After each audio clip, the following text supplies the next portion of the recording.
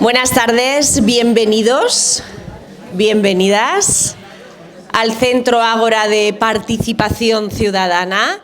Bienvenidos y bienvenidas a este cuarto ciclo de Hacemos Barrio.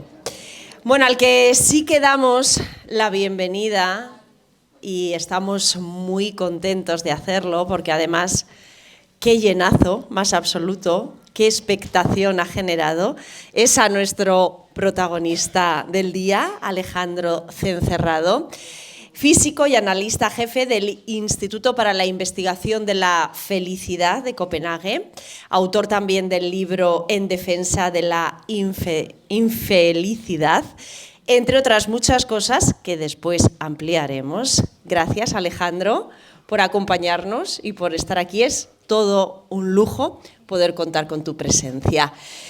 Preparando un poco la presentación, me he dado cuenta que creo que como realmente serían felices todas estas personas es si yo me doy mucha prisa en hacer esta presentación, porque en realidad lo que quieren es escucharte a ti. Así que trataré de serlo. Ya saben que a veces me extiendo un poquito, pero trataré de ser lo más rápida posible.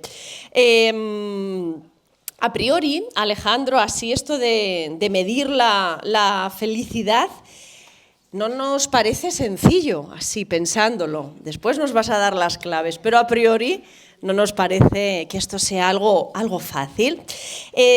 También parece que el de la felicidad es un concepto subjetivo, que para poder medirlo, ¿verdad?, nos cuesta llegar a entender cómo se puede hacer, ¿no? Poner un número quizás a la felicidad. Pero bueno, está claro que esto se puede hacer, lógicamente, no en vano. En el Instituto para la Investigación de la Felicidad de Copenhague, un grupo de expertos, entre ellos Alejandro, nuestro protagonista, analizan por qué algunas sociedades son más felices que otras.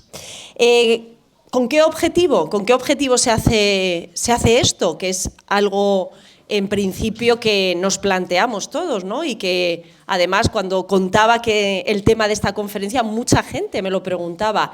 ¿Y por qué no? ¿Por qué se quiere medir la felicidad?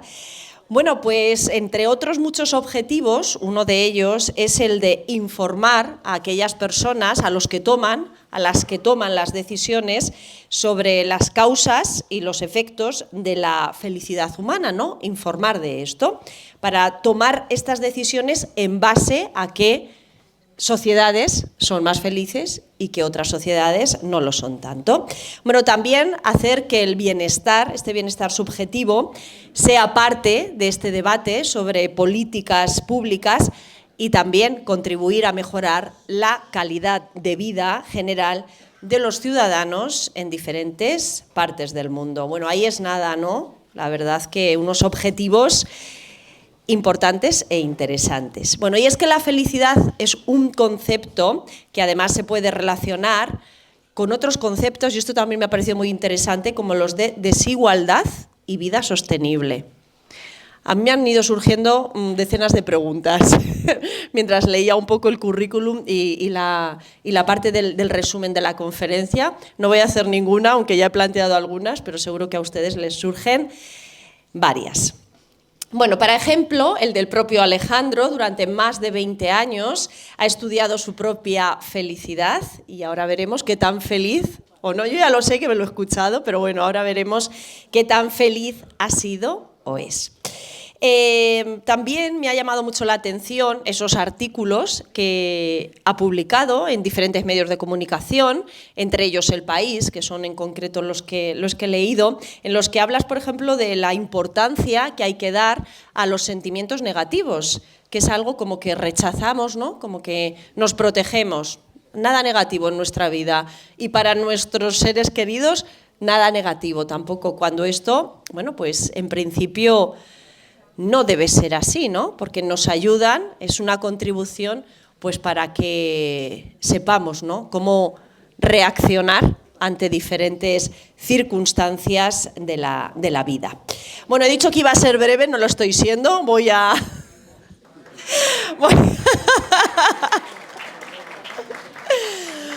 Voy a presentarles ya, ahora sí que sí, oficialmente, a Alejandro Cencerrado Rubio. Es físico, analista jefe del Instituto para la Investigación de la Felicidad de Copenhague, autor del libro En defensa de la infelicidad, de la editorial Destino, por si lo quieren comprar. Licenciado en Ciencias Físicas por la Universidad Complutense de Madrid, experto en estadística y analista de Big Data. Es investigador también en la Facultad de Matemáticas de la Universidad de Copenhague. Y además me van a permitir que diga que es un digno hijo de su padre, de nuestro...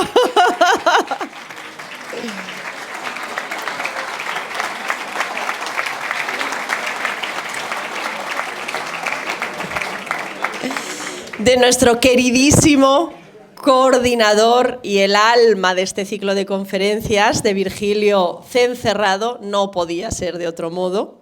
Y es que, bueno, pues esas ganas ya saben que Virgilio tiene de aprender, de cuestionar, de contar, de cooperar, de regalarnos conocimiento, porque nos regala conocimiento todas las semanas.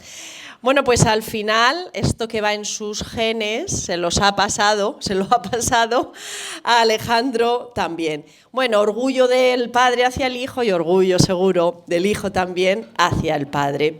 Bueno, este sí es un momento feliz, ¿no? Lo podemos considerar que puede ser un momento feliz. Venga, vamos a sumar uno. Bueno, gracias por la conferencia, gracias como no al apoyo del Ayuntamiento de Albacete. Hoy nos acompaña además la concejala de Participación Real y Efectiva, Llanos Navarro, muchísimas gracias por estar aquí. También a la Federación de Asociaciones de Vecinos de Albacete, a la FABA, su vicepresidenta, Amparo Villar del Saz también, que nos acompaña. Gracias, ya saben que son las dos instituciones que organizan junto a Virgilio este ciclo de conferencias, por supuesto con la colaboración de otras, como la Diputación de Albacete, el Complejo Hospitalario Universitario de Albacete, la Universidad de Castilla-La Mancha y este Centro Ágora de Participación Ciudadana.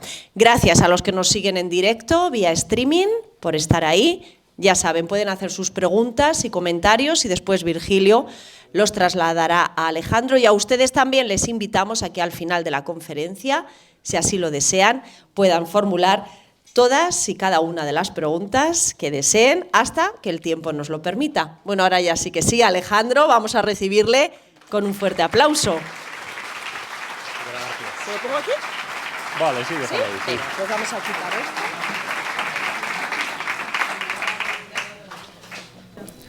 Bueno, pues nada, muchas gracias por venir.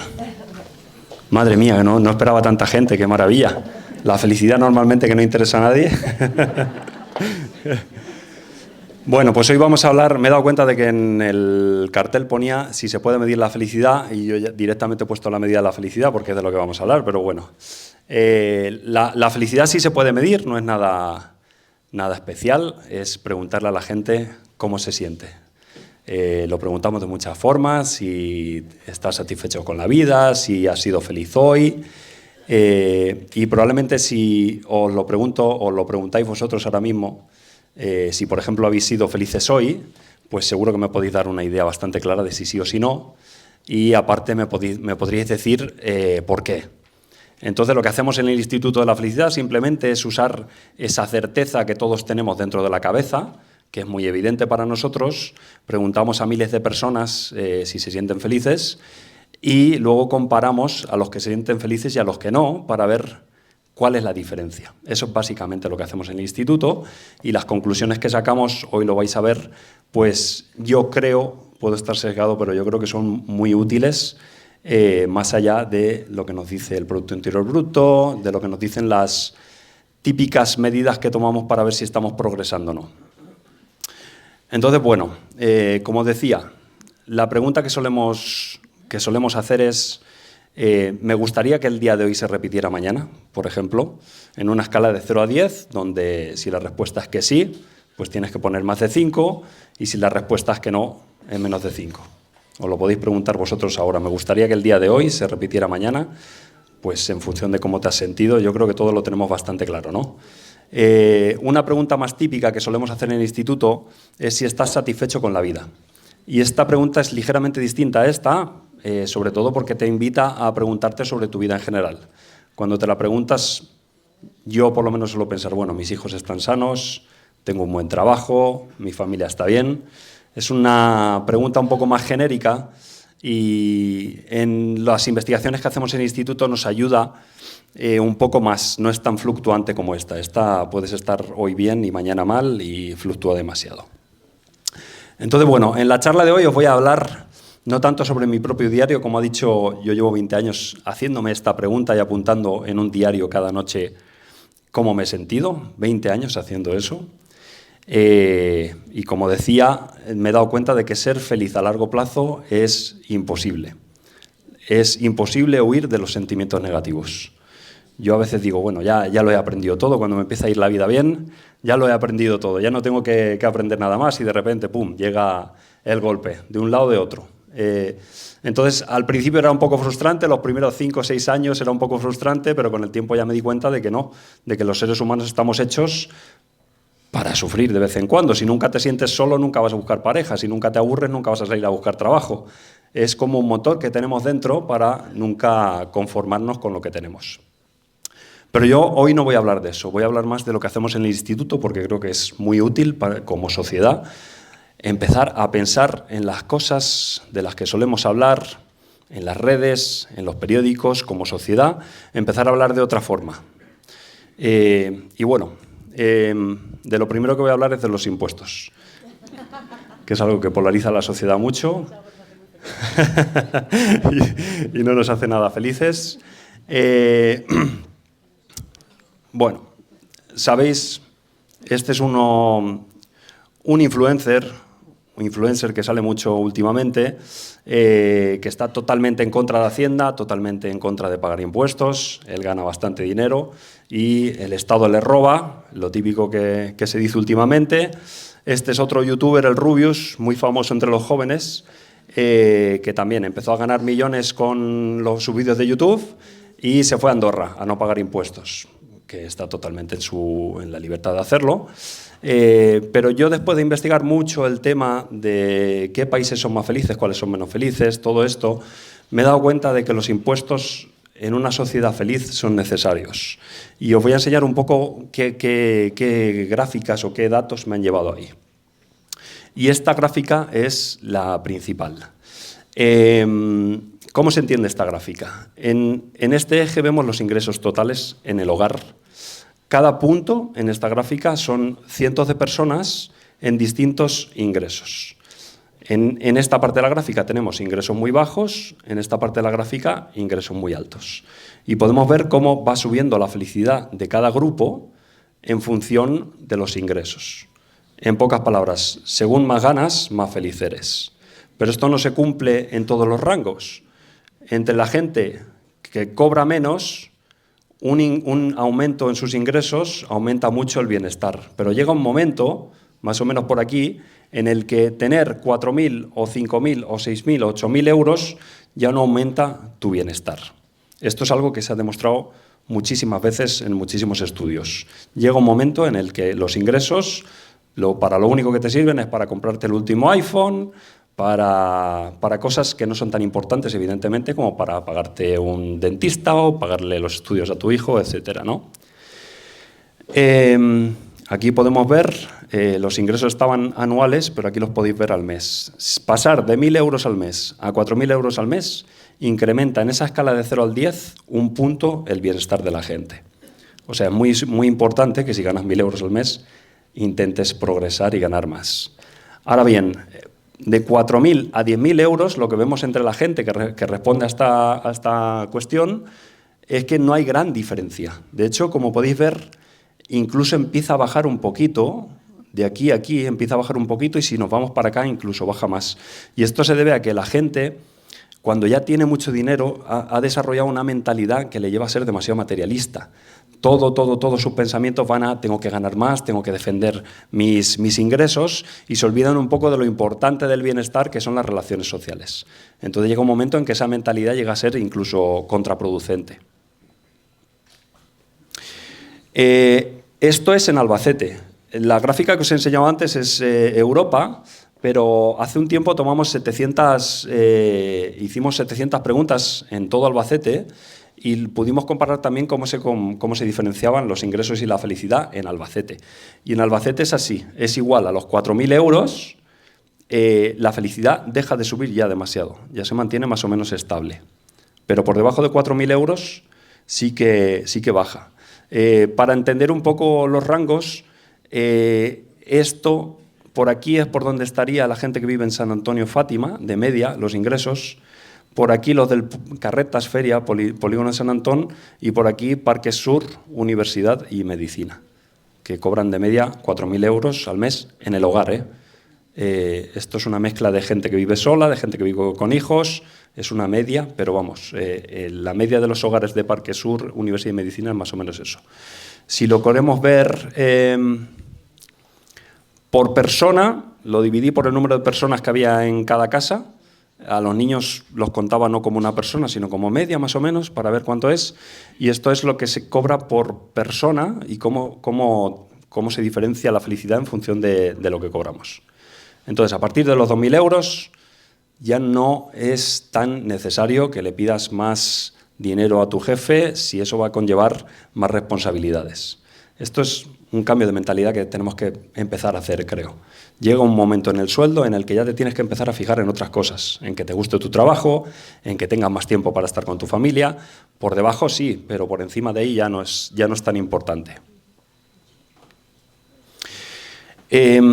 Aquí podemos ver cómo se distribuye la cantidad de gente que cobra por debajo de 2.000 euros. Como veis, la gran mayoría está por debajo de 2.000 euros. De hecho, el 76% de la gente en Albacete cobra menos de 2.000 euros por persona. Entonces, ¿son brutos o netos? Son netos, creo. Espera, creo en la gráfica, ingresos totales en el hogar, creo que eran netos. ¿Por qué? ¿Te parece mucho o poco? Bueno, la cuestión de los impuestos. Si lo que queremos es que el mayor número de personas sea feliz, que creo que es un objetivo bastante lógico en una sociedad, ¿no? Sobre todo si nos llamamos estado de bienestar, tenemos que redistribuir la riqueza. Y eso normalmente los países lo hacemos a través de los impuestos. Yo sé que es un tema muy controvertido, que cuando uno se ha ganado su sueldo es injusto que te lo quiten, y cuando uno no hace el esfuerzo que has hecho tú, es injusto que él se lleve una parte de tus ingresos, ¿no? Yo lo entiendo y lo comparto en parte, pero no siempre es así. Hay mucha gente que se pasa la vida trabajando y no consigue ahorrar nada. Creo que es injusto, y sobre todo cuando hablamos de libertad, ¿qué libertad tiene alguien que se pasa la vida trabajando y que no puede que todos sus ingresos los dedica a una vivienda y a poder comer, ¿no? Entonces, no siempre eso es gente vaga la que está en la parte pobre de la gráfica. Y bueno, si nos queremos comparar con países, esta es la misma gráfica, pero en renta per cápita y comparando países, el bienestar de cada país. En esta zona, la zona más pobre, tenemos sobre todo países africanos y luego, como podéis ver, en la zona rica, los ingresos empiezan a aplanarse. Ya no está tan claro que un aumento en la renta per cápita aumente el bienestar. Aquí podéis ver España, que tenemos una renta per cápita mucho menor que Estados Unidos, pero tampoco estamos mucho peor que ellos. Y bueno, pues en la parte alta tenemos Finlandia, es el país más feliz del mundo según las Naciones Unidas y son mucho más pobres que Estados Unidos. ¿Y esto a qué se debe? Yo he vivido mucho tiempo en Dinamarca, que está aquí, están siempre casi en el mismo nivel de bienestar. Y la diferencia con Estados Unidos es, sobre todo, hay muchos factores, pero uno de los principales es que redistribuyen muy bien su riqueza. En Estados Unidos cada vez son más ricos, pero esa riqueza va a unos pocos. Y hay un montón de gente que vive con el agua al cuello porque tiene que pagar la operación de cadera o porque tiene que pagarle la deuda de pagarle la educación a sus hijos. Entonces, bueno, si queremos ser un país realmente feliz, pues no debemos fijarnos en Estados Unidos, realmente debemos fijarnos en los países nórdicos que lo han hecho muy bien. Y ellos tienen un estado de bienestar muy fuerte y unos impuestos muy altos. Aquí podéis ver, esto es Estados Unidos a lo largo del tiempo. Aquí se ve la satisfacción con la vida. Desde 2009 hasta 2019 ha bajado un 3%. mientras la renta per cápita subía un 17%. Esto es lo que llamamos en el instituto la ineficiencia en convertir tu riqueza en el bienestar de la población. Y esto es muy importante, tenemos que fijarnos mucho en que por muy bien que vaya nuestro país en muchas variables macroeconómicas, igual la gente está sufriendo, igual la gente no lo está pasando bien. Bueno, esa es la primera parte, impuestos. Nuestras escuelas, también se habla mucho de eso, y no siempre bien, sobre todo en España. Tenemos el informe PISA, que siempre sale con titulares de que España suspende de nuevo en matemáticas y comprensión lectora, y todos vivimos un poco obsesionados porque nuestras escuelas saquen buenas notas, ¿no? Lo cual es muy importante, no digo que no, pero no se habla de emociones, no se habla de autoestima, no se habla de cómo estresados están nuestros jóvenes. Hay muchos ataques de ansiedad antes de hacer la selectividad, cosas así, y de eso, como no se mide, parece que no existe, pero es una de las cosas más importantes, tanto para los padres como para los propios adolescentes, ¿no? Los adultos españoles a la cola de la OCDE en comprensión lectora. Bueno, estamos muy acostumbrados a estas noticias. Yo he estado analizando mucho los datos de PISA, sobre todo en lo que me interesa, que es la soledad, el estrés, la ansiedad, la autoestima de los niños, no tanto las notas. Aquí podéis ver, según el informe PISA, el porcentaje de jóvenes que se sienten solos en el colegio, que es una de las preguntas que se hace en el informe PISA y nadie parece analizarlas. Podéis ver que República Dominicana está en el más alto, un 28% de jóvenes se sienten solos. Bakú, Rusia, Bulgaria, bueno, hay muchos países. ¿Dónde está España aquí? Pues aquí podéis ver todos los países. Nada, nada, nada, nada, nada, nada. Está ahí abajo. Un 9% de jóvenes se sienten solos en la escuela. Es una sorpresa para todos, ¿verdad? ¿No debería serlo? Pues por esto lo pongo, sobre todo, porque creo que no debería ser una sorpresa. Somos una potencia mundial en que nuestros hijos se relacionen bien. Y yo, honestamente, cuando llevo a mis hijos al colegio, lo que más me interesa es que aprendan a relacionarse, ¿no? Y, de nuevo, yo viví mucho tiempo en Dinamarca y esto es que no me sorprende nada.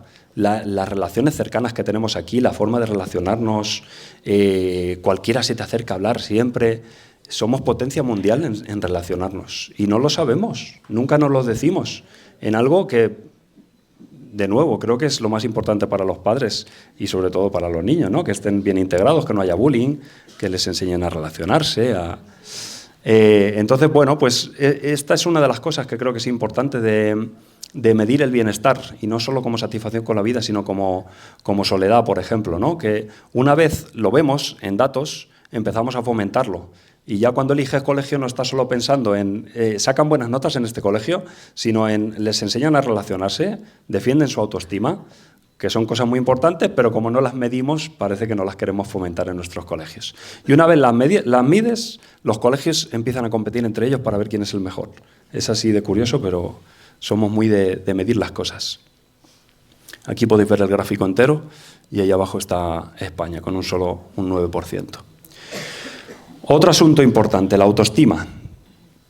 Se habla mucho de la autoestima de los jóvenes últimamente y sobre todo relacionada con las redes sociales, ¿no? Y los cánones de belleza un poco inalcanzables que se ven en TikTok, en Instagram. Todo eso es importante, pero yo después de analizar los datos, también en PISA, en el que se pregunta si estás insatisfecho con tu apariencia física. Es curioso, hay muchísimos jóvenes que están muy insatisfechos con su apariencia física, pero curiosamente las redes sociales no son el factor más importante que diferencia a los que están contentos consigo mismos y los que no. El factor más importante es la relación con tus padres. Los adolescentes que están insatisfechos con la relación con sus padres, son el 33% de ellos está insatisfecho con sus cuerpos. Y abajo podéis ver adolescentes que se conectan a las redes sociales todos los días, solo un 6,4% de ellos está insatisfecho con sus cuerpos. Entonces, de nuevo, los datos lo que nos muestran es que estamos poniendo el foco en el problema inadecuado. Igual le estamos quitando el móvil a nuestros hijos y el problema somos nosotros, los padres, al no dar apoyo emocional a nuestros hijos, que es una cosa realmente difícil. Yo ahora tengo 2 niños pequeños y paso el día discutiendo con ellos, riñéndoles, y me he dado cuenta de que lo de darle apoyo emocional a los niños no es fácil, pero bueno, creo que el hecho simple de darse cuenta ya es un salto significativo. Entonces, bueno, otra gráfica creo que muy importante para empezar a poner el foco donde importa. Jornada laboral, otro asunto muy importante que además está muy vigente ahora mismo. La patronal ha estado, sabéis que se está queriendo reducir la jornada laboral a 37 horas y media y la patronal está muy asustada porque va a tener unas pérdidas millonarias importantes. Este es uno de los titulares. COE calcula que la reducción de la jornada laboral supone 23.000 millones para las empresas. Que estas cifras tan grandes al final uno se pierde. Este titular decía 40.000 millones por la reducción de la jornada. Bueno, son datos súper importantes. La cuestión es, cuando un gobierno o un grupo de empresas, la patronal, tienen que tomar una decisión para la sociedad, lo único que debe importar son las pérdidas millonarias, son muy importantes, pero evidentemente hay otras cosas muy importantes. El bienestar, ver a tus hijos, tener tiempo de ocio. Lo que pasa es que nos lo tomamos un poco como a cachondeo eso, ¿no? Tiempo de ocio, tiempo para estar con tus hijos, bueno, sí, es importante, pero hay que ganar dinero, ¿no? Es como, el tema del bienestar se toma un poco como si no fuera importante, ¿no? Entonces, de nuevo, creo que preguntar a la gente cómo se siente, ver qué temas afectan al bienestar y poner estos datos sobre la mesa hacen que las negociaciones cambien un poco el tono, que no todo sea pérdidas millonarias, sino, oye, ¿cuánta gente va a poder ver a sus hijos? ¿Cuántos niños van a poder salir a las 4 en vez de a las 6? Cosas así, ¿no? Entonces, yo he analizado datos también sobre esto, del European Working Conditions, que es una encuesta que se hace en Europa masiva, con miles de empleados, y he analizado qué afecta más a la ansiedad de los trabajadores. Hay una pregunta en esta encuesta que pregunta si has tenido algún problema de salud y entre las posibilidades está la ansiedad. O sea, no es una ansiedad de estoy nervioso, es una ansiedad de un problema de salud. Pues, como podéis ver, el factor que más afecta a la ansiedad de los empleados es los que no se sienten respetados como personas por sus jefes. El segundo, los que sienten que los problemas se resuelven de forma injusta. Y el tercero, empleados que no tienen suficiente tiempo para ver a sus familias por culpa del trabajo, que eso es lo que está relacionado totalmente con la jornada laboral. Yo he hecho cálculos y, teniendo en cuenta los datos, este porcentaje y la cantidad de gente en España que dice que no tiene tiempo para ver a su familia por culpa del trabajo, podríamos conseguir reducir la ansiedad de los empleados en 800.000 personas. No hay psicólogos que puedas tú contratar en la Seguridad Social para ayudar a tanta gente. Entonces, bueno, esto es algo que decimos mucho en el instituto, que es la felicidad depende en parte de uno mismo, pero hay que poner las condiciones para que la gente sea feliz. Y hace poco una amiga, por ejemplo, me llamó llorando porque tiene una hija de 8 meses y ahora le han cambiado los horarios laborales y la tiene que dejar en la guardería prácticamente todo el día y estaba la pobre sobrepasada. No por nada, sino por no poder ver a su hija.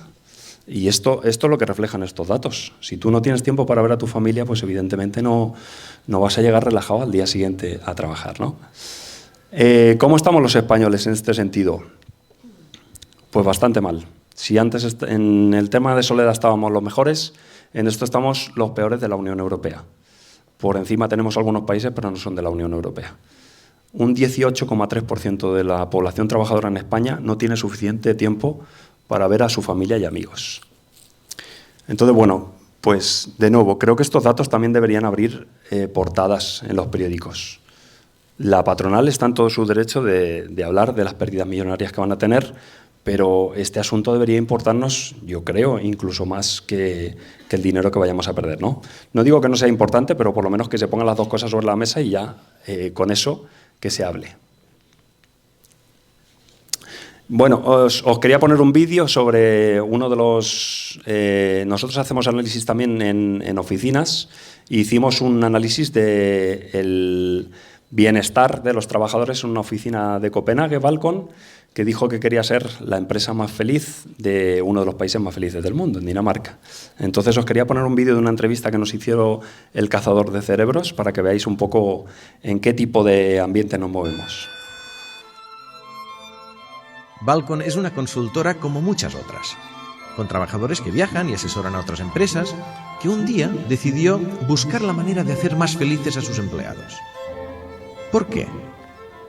Hablemos con su director. ¿Cuándo y por qué decidisteis convertir Balcon en una empresa más feliz? Cuando uno se dedica al negocio de la consultoría y la gestión, el bien más preciado es la gente. Así que para nosotros, que la gente prospere y se sienta bien es muy, muy importante. Además, cuanto más feliz es la gente, más innovadora se muestra y también más productiva, más dura en su puesto de trabajo, mejor líder es, mejores decisiones toma, etcétera, etcétera. Porque ser feliz hace que las personas sean más completas y más prósperas. Para mejorar el bienestar, ¿por qué no seguisteis vuestras intuiciones o las de algún gurú, sino que fuisteis a un centro de investigación científica? Queríamos tomárnoslo en serio. Empezamos por analizar el panorama y plantearnos qué queríamos. Y luego vimos que la OCDE mide la felicidad a escala nacional. Es decir, establece cuáles son las capitales más felices del mundo, los países más felices del mundo, etc. Adoptamos esa perspectiva y nos preguntamos cómo lo mediría. Así que nos pusimos en contacto con el Instituto Danés de Investigación sobre la Felicidad y les preguntamos si se podía aplicar a una empresa, si era posible. Y nos dijeron que sí. Así fue como entró en juego la ciencia y la estadística. Y empezamos a trabajar con actividades concretas para potenciar aquellas áreas que, si se mejoraban, podían aumentar la felicidad. ¿Hubo algún descubrimiento, diagnóstico o intervención que no esperabais? Sí. Ya no somos una empresa únicamente danesa. Hay trabajadores de Italia, Alemania, Estados Unidos. Todos se han trasladado. Trabajan aquí en Copenhague. Y carecen de red social, y eso les perjudica. Y otro factor es el estrés. Ahora lo que hacemos es tenerlo en cuenta desde el principio, antes de que sea tarde, para poder trabajarlo, ponerlo sobre la mesa y darnos cuenta de que es algo que todo el mundo experimentará en algún momento en la empresa. Creo que esa intervención en concreto es probablemente la más importante. Pues este es el tipo de oficina en el que trabajamos. La primera vez que yo llegué dije, aquí no hay nada que hacer porque era una oficina maravillosa, unas cristaleras, tenían una comida maravillosa también y dije, bueno, aquí la gente es muy feliz. Luego siempre te das cuenta de que en general la gente es feliz, pero siempre hay un grupillo ahí de gente pues, que no se ha integrado tan bien o, bueno, hay muchos conflictos en las oficinas, ya sabéis. Tomás tuvo un problema, le dio un día un ataque al corazón. Se lo llevaron al hospital y no había sido un ataque al corazón, había sido un ataque de pánico.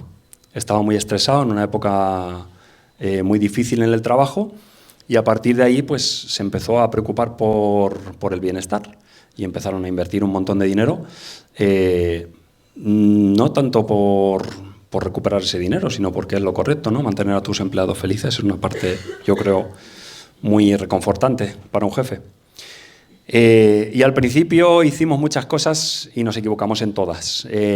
Más clases de yoga, más clases de mindfulness, de meditación, tal.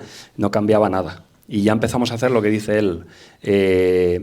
Más concienciación sobre el estrés. Si ves que un empleado no habla mucho, va mucho a casa, tal, empezar a estar atento a estas cosas y eso sí que afectó mucho a la medida del bienestar. Salud mental relaciona con todo esto. Otro tema del que se habla muchísimo últimamente en nuestra sociedad, pero en el que no invertimos suficiente aún. En España, la salud pública invierte un 5% de sus presupuestos para salud mental. Nosotros hemos analizado qué enfermedades afectan más al bienestar de los pacientes. Y aquí podéis ver la principal. La depresión es la enfermedad en Europa que más felicidad quita a los pacientes. Seguida de la ansiedad, y después el Alzheimer, Parkinson, úlceras, problemas del pulmón, diabetes. El cáncer, curiosamente, está muy abajo, pero esto se debe sobre todo a que la pregunta en este cuestionario era si alguna vez has tenido esta enfermedad. Entonces lo que hemos visto es que cuando la gente se recupera de un cáncer es muy feliz y empieza a ver la vida de otra forma. Entonces aquí tenemos un grupo de personas que ya se ha recuperado del cáncer y su media sube mucho. Lo que vemos con la depresión y la ansiedad es que la gente, por muchos años que la tenga, si no recibe un tratamiento, está infeliz todo el tiempo. Mientras que con muchas otras enfermedades la gente se adapta muy rápido. Ahora os hablaré de la adaptación. He hecho lo mismo en Albacete con los datos que teníamos. Y en Albacete, la ansiedad, aquí la pregunta sí es si la tienes ya. La ansiedad está en primer lugar, después de la depresión, cáncer, artritis, enfermedad de pulmón, tal, y diabetes está muy baja. Pero aquí he añadido la soledad, que no es una enfermedad, pero a veces yo siento que deberíamos tratarla como tal. Porque además tiene problemas claros, físicos en la gente. Cuando una persona se queda viuda, por ejemplo, empieza a descuidarse, a veces igual su pareja le ayudaba con los medicamentos, ya no se los toma igual no come igual, deja de salir, entra en cierto estado de depresión que le hace descuidarse, y esto tiene problemas físicos que se conocen muy bien. Entonces, lo que vemos siempre en todos los estudios que hemos hecho es que las relaciones sociales, sentirte integrado, querido, dentro de un grupo, con tu pareja, y la soledad, que es el lado contrario, son los factores más importantes para nuestro bienestar.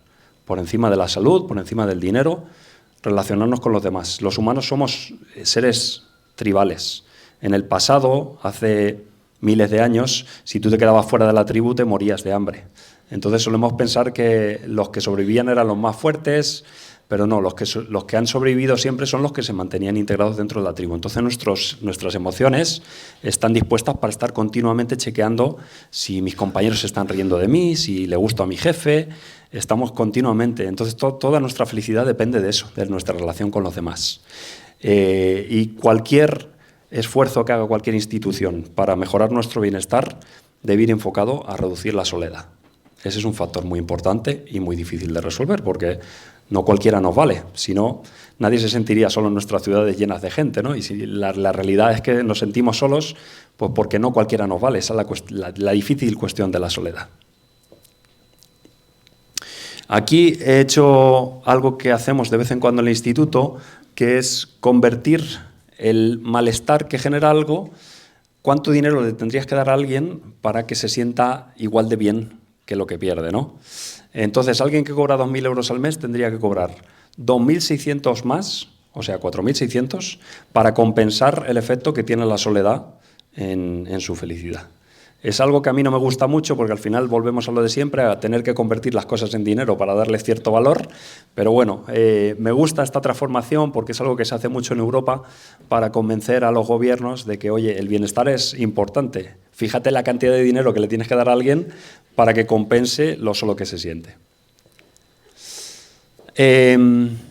Adaptación. Os estaba hablando antes de que en general nos adaptamos muy bien a los problemas de salud y a otros muchos problemas, incluso a lo que nos hace felices. Pues aquí os voy a mostrar algunos gráficos reales basados en datos. Aquí podéis ver la línea naranja es la satisfacción con la vida y la felicidad. Preguntado, ¿cómo de feliz te sientes hoy? Y la gráfica, según va hacia la derecha, van pasando años. Entonces, este es un año antes de quedarse viudo, 2 años antes de quedarse viudo, 1 año antes de quedarse viudo, el año en que te quedas viudo, el bienestar baja mucho, pero luego, a los 9 meses aún está muy infeliz, pero 1 año después ya se ha recuperado. Incluso es más feliz, fíjate, no me había fijado, pero viene hasta bien.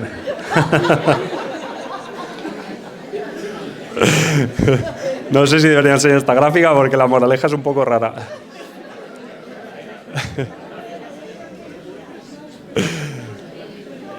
Esto es después de un problema serio de salud.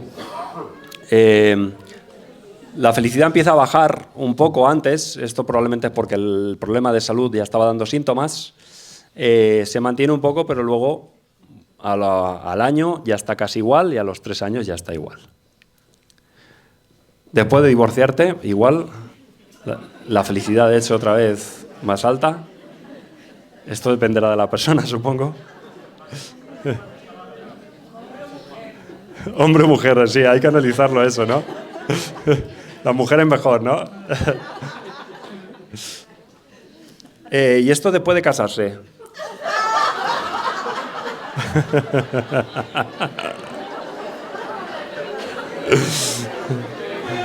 Otra vez. Peor. Bueno, esto no nos sorprende a nadie, ¿no? Y ya se mantiene bajo ya hasta el final.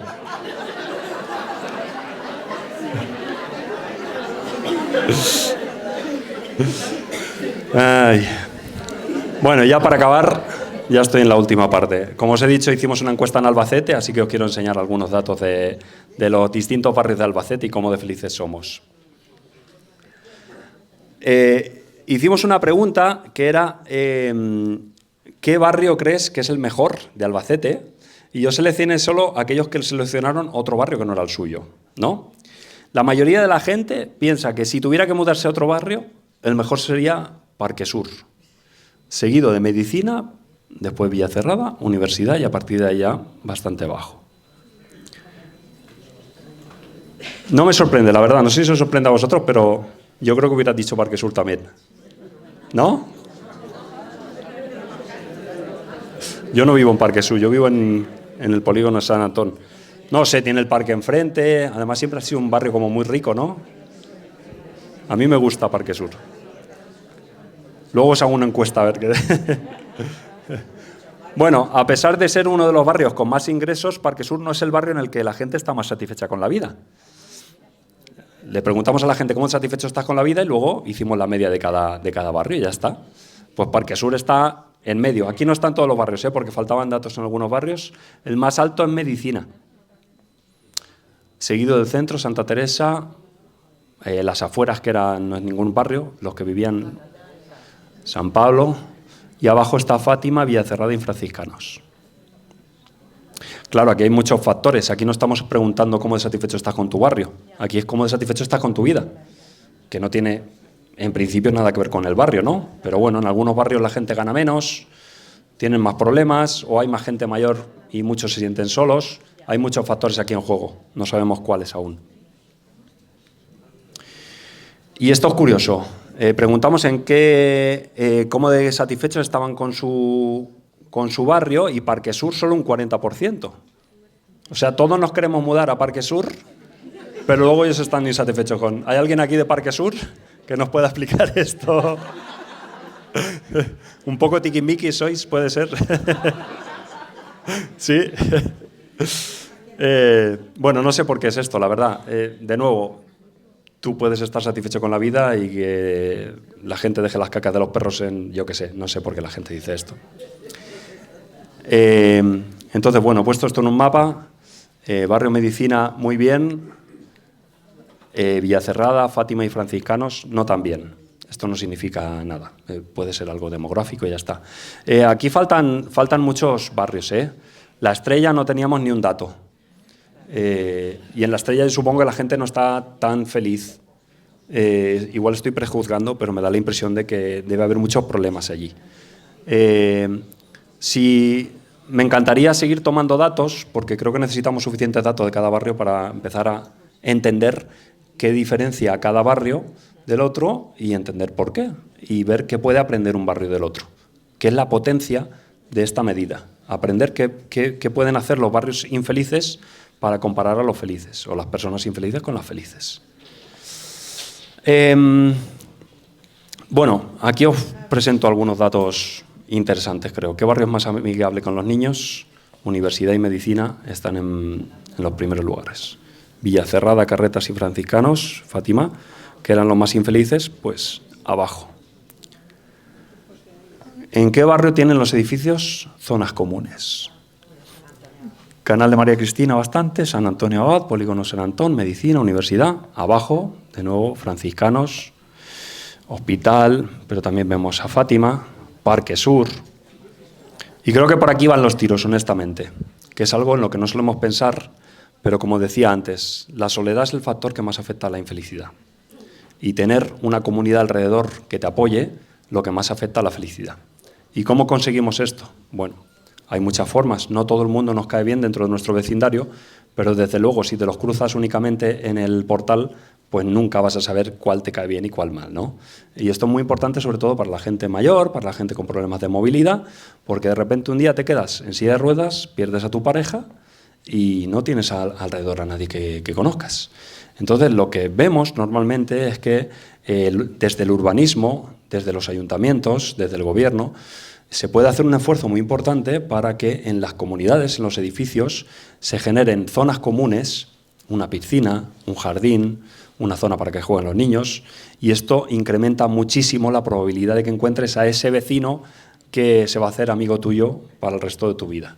Entonces, este tipo de medidas creo que son muy relevantes y no se habla demasiado para incrementar el bienestar. La confianza es un factor muy importante y aquí podemos ver la confianza de los demás en función de si el edificio tiene zonas comunes. Los edificios que tienen piscina comunitaria, esto era en una escala de 0 al 10. ¿Confías en los demás? Sí, de 0 a 10, donde 10 es mucho y 0 es poco. Los que tenían piscina comunitaria confían en los demás un 8,30. Por debajo, pista deportiva común, sala comunitaria, jardín, y los más bajos no hay zonas comunes. Al no conocer a tus vecinos, empiezas a darle vueltas a la cabeza, hace mucho ruido, del perro. Sin embargo, si los conoces, empiezas a comprenderlos, se hacen tus amigos y la confianza cambia mucho. Este es el tipo de medidas en el que tenemos que centrarnos, en mejorar la vida comunal dentro de los barrios. ¿Cuántos días al mes hablas con tus vecinos? Esto es en número de días al mes. En este caso, los que tienen sala comunitaria son los que más hablan, los que tienen jardín común. Piscina comunitaria supongo que no tanto, porque al final la piscina la usa solo en verano, entonces, bueno. Y no hay zonas comunes, pues solo unos 7 días al mes. Esto es una media, hay gente que no habla nunca, otros que hablan mucho. ¿Por qué no hablas más con tus vecinos? Estos son todos datos de Albacete. El porcentaje más grande es porque no los conozco suficiente. Un 28% de la gente en Albacete dice que no habla más con sus vecinos porque no los conoce suficiente. Entonces, de nuevo, tener más zonas comunes hace que empieces a hablar más con tus vecinos y reduce mucho la soledad de la gente. Y el porcentaje de edificios en Albacete con zonas comunes según esta encuesta, que bueno, está un poco sesgada, pero nos da una idea, en el 45% de los edificios o de las personas que respondieron decían que no había zonas comunes, seguido de jardín común. Entonces, bueno, aquí hay que hacer algo. Si tu edificio no tiene zonas comunes, algo que sí se puede hacer mucho es peatonalizar la calle que hay delante de tu casa. Vas a perder algunas plazas de parking, pero va a incrementar mucho, y esto está muy demostrado, va a incrementar mucho la relación de los vecinos entre sí, peatonalizando, poniendo un simple banco delante de la puerta. Yo siempre lo digo, mi abuelo vivía en nuestro mismo edificio y no conocía demasiado a los vecinos, porque sales de casa y lo que te encuentras son coches aparcados, no hay ningún banco. Entonces, con que simplemente pongas un banco, igual esa persona mayor que en Nochebuena va a comer sola, pues habla con un vecino, se lo cuenta y ya come con los vecinos, ¿no? Y esto va a hacer una diferencia brutal en esa persona, por poner un banco delante de la puerta. Entonces hay que generar lugares en los que los vecinos, de forma un poco informal, puedan interactuar, y la primera vez no hablas mucho, la segunda un poco más, y a la 10ª ya te has echado un amigo. Y bueno, eso es todo. Espero que os haya gustado un poco.